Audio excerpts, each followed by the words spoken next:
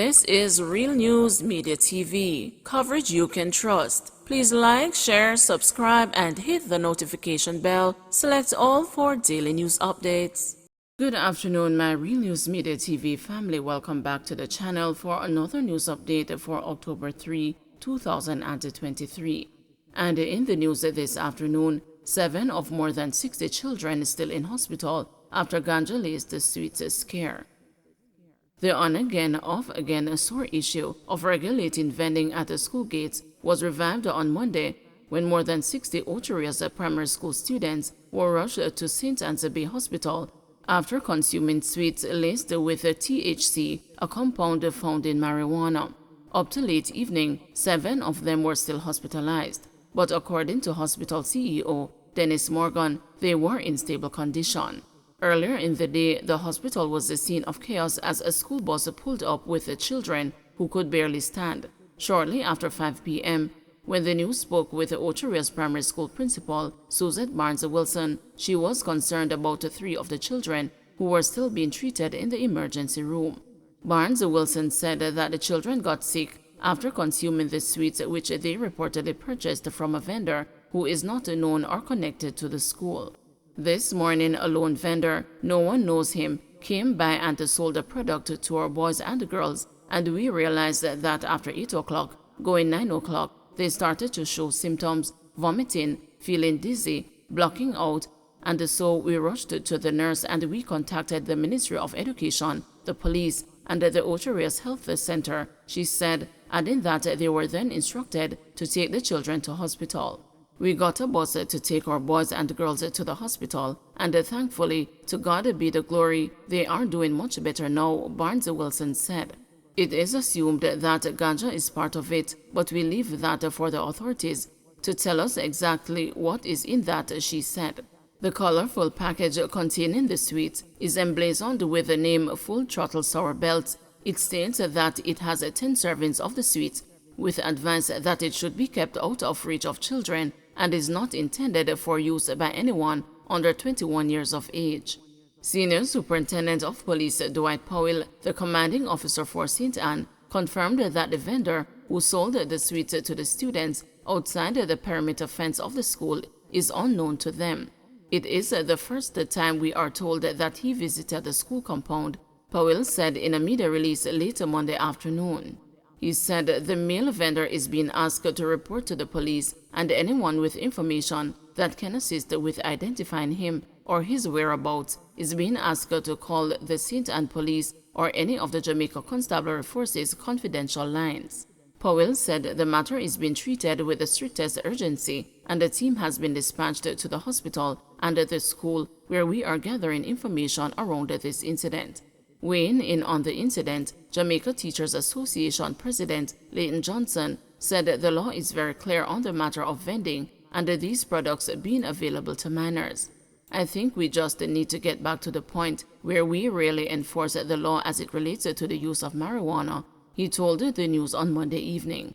I don't think marijuana sweets are sold on the open market. These are things that must be regulated. Anything that has to do with marijuana and that kind of thing, I believe is something that you have to get on prescription or it has to be used by direction, he said.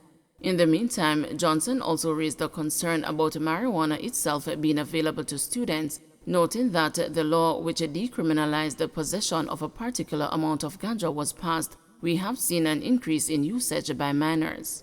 School administrators have long been battling with this kind of substance abuse among students from as low as grade 7, and now we see where it is being consumed by even students at the primary level, Johnson said.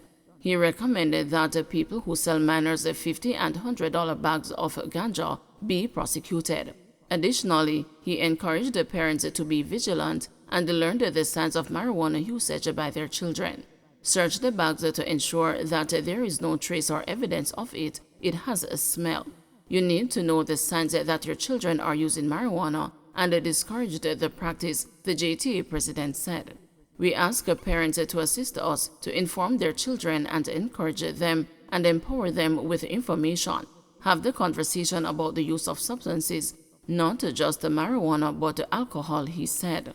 The whole matter of vaping is something that we need to take into consideration as well, because as young as a primary school students are involved in vaping, the JTA head has said. He said the parents also needed to encourage their children not to purchase sweets or items that seem suspicious and not to fall prey or victim to people enticing them to try something new. Throughout the day, parents converged at the hospital, angry, scared, and searching for answers and an assurance that this would never happen again. One woman called for a ban on vending at the school gate, even as she conceded that it would have been a negative impact on those who earn a living from the activity. The good, said the woman, who did not want to be identified by name, will have to suffer for the bad. Another parent said he hopes that the vendor accused of selling the ganja-laced sweets will be brought to justice. He said his daughter consumed the sweet she received from a friend.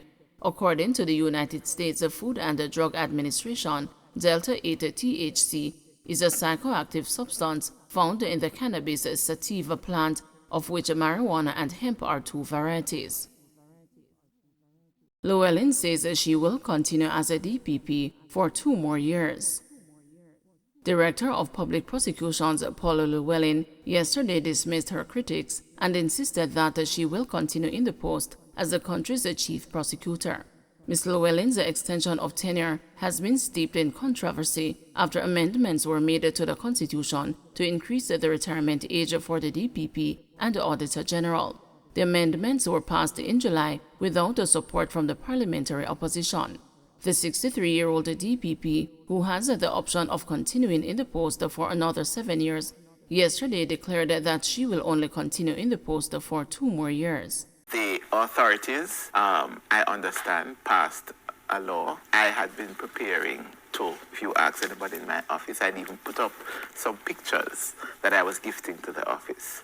And the law has been changed, and having consulted my family and my very close friends, I have elected to stay on for another 2 years, to continue to serve.